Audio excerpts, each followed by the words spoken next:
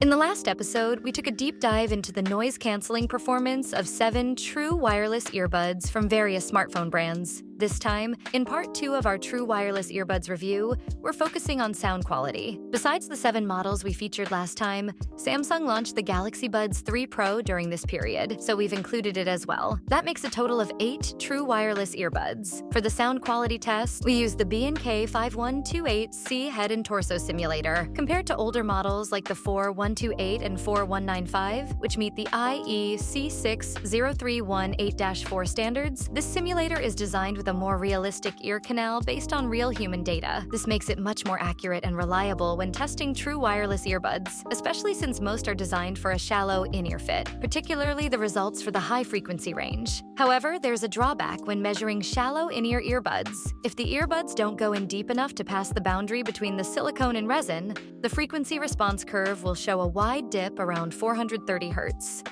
This is clearly a design flaw of the testing instrument, not a reflection of the actual performance of those earbuds.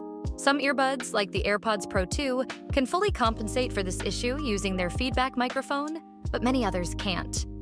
So, we also use the GRAS 45CA with an artificial ear that complies with the IEC 6318-4 standard to measure the frequency response curves of these earbuds. For products with less advanced feedback microphone tuning, we use the results from the 5128 for frequencies above 1 kHz and relied on the 45CA for frequencies below 1 kHz. This way, we ensure the most reliable data possible for your comparisons. Let's start our sound quality evaluation with the AirPods Pro 2. They're currently considered the earbuds with the highest overall technical standards. Apple's impressive features aren't just limited to noise cancellation and transparency modes, they also have some unique qualities when it comes to sound quality. Here's the frequency response curve for the AirPods Pro 2. Apple uses the AACELD Bluetooth codec, which covers the full 20 kHz frequency range. Unlike Android devices, where the AAC frequency range is often limited to 16 kHz, this codec also supports low latency. However, the downside is that the bitrate is lower than that of regular AAC, so if you feel that the sound quality of the AirPods when connected to an iPhone sounds a bit choppy compared to when they're connected to an Android device, it might not just be your imagination. The bitrate is indeed lower when connected to an iPhone, which could lead to more pronounced high frequencies. Comparing it to the target curve, the main issue with the tuning of the AirPods Pro 2 is that the mid-high frequencies are a bit lacking. The benefit of this tuning is that it creates a more open soundstage, but the downside is that it can make the positioning of vocals feel off. Additionally, Apple has implemented equal loudness compensation, assigning different tuning to each volume level. When we align all these frequency response curves, it's clear that as the volume increases, the high and low frequencies decrease relatively, while at lower volumes, the highs and lows are more pronounced. This is because as sound pressure levels rise, our ears perceive an increased loudness in the high and low frequencies. So, Apple aims to compensate for this difference. However, since the AirPods Pro 2 are inherently tuned with a V-shaped profile, boosted lows and highs but a dip in the mids, if you're used to listening at lower volumes, the equal loudness compensation makes that V shape even more pronounced, which can make the sound feel quite harsh. Conversely, at higher volumes, the tuning feels more balanced and natural. So, we believe that while the AirPods Pro 2 has impressive technicals, but the final sound quality isn't entirely satisfying. This tuning works well for classical music, providing a nice sense of presence. But since most users primarily listen to pop music, we can't overlook its shortcomings with vocals. Next up is the Huawei FreeBuds Pro 3. This is its frequency response curve with the default EQ. The vocals sound much more natural compared to Apple's. The main point of debate is the boosted sub-bass. However, since the mid-bass is somewhat restrained, the overall sound doesn't feel significantly muddy. It's only in bass-heavy tracks where it might feel a bit overwhelming. The FreeBuds Pro 3 is more versatile across different music genres and user listening preferences compared to Apple's. Next, let's look at Samsung's 2 flagship models, the Galaxy Buds 2 Pro and Buds 3 Pro. Before diving into their frequency response, let's check their THD first. This shows the THD when connected to the Galaxy S24 Ultra using Samsung's exclusive Bluetooth codec, SSC. In some frequency ranges, the THD is nearing 1%. It's generally accepted that the threshold for human perception of THD is around 1%, meaning that people with more sensitive hearing might be able to detect nearly 1% THD. This isn't a major issue, but it really shouldn't be happening. We didn't evaluate the THD of other earbuds because their THD levels are quite low enough to be considered almost inaudible. To save time, we're only highlighting it here without going into further detail. In fact, when using the AAC codec to test these two Samsung earbuds, the THD is also quite low. So the problem isn't with the earbuds themselves. The additional distortion is caused by Samsung's much-touted SSC codec. That said, we have to give credit to the Galaxy Buds 3 Pro for its tuning. Compared to the previous generation, its highs are richer and smoother, with a dip around 7 kHz to reduce sibilance. And the bass is quite full. This is a typical Harman-style tuning, with more emphasis on the bass and upper mids, making it sound more engaging and crowd-pleasing. Of course, there are some drawbacks. Unlike Apple's approach, this type of tuning can make the soundstage feel a bit compressed, making it less spacious. Overall, our sound quality assessment of the Galaxy Buds 3 Pro is positive, despite some minor distortion issues. The tuning is well executed. The Galaxy Buds 2 Pro has a similar style, but its highs aren't as refined.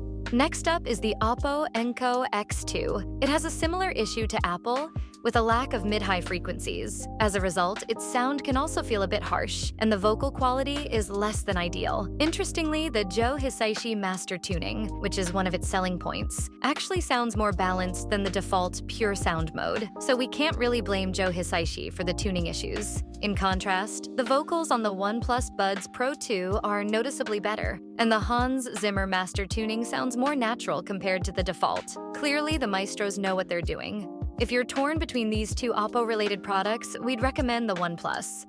Next, let's look at the Vivo TWS4 Hi-Fi. Its main issue is the number of peaks and dips in the high frequencies. Luckily, they're not too sharp or jarring, so while the sound isn't exactly smooth, it's still acceptable. Plus, it has the advantage of being the most affordable option, and its Harman-style tuning caters to the preferences of most listeners. Finally, we have the Xiaomi Buds 4 Pro. The default EQ pushes the mids a bit too much while the highs are lacking, resulting in a sound that doesn't feel very clear or open. Thankfully, they later added classic listening and legendary listening modes. The former improves the highs, while the latter, tuned with inspiration from the Sennheiser HE1, gives a more expansive listening experience.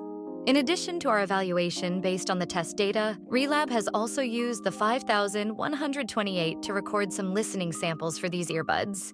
We recommend using naturally tuned headphones or studio monitors to get the best experience.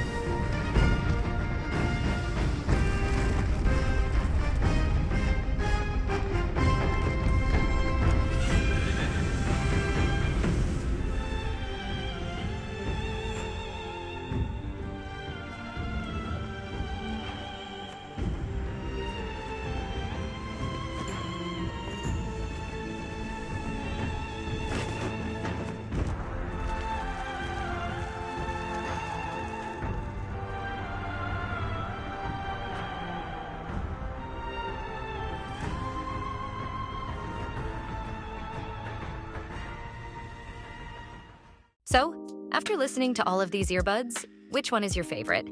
Feel free to drop its model in the comments.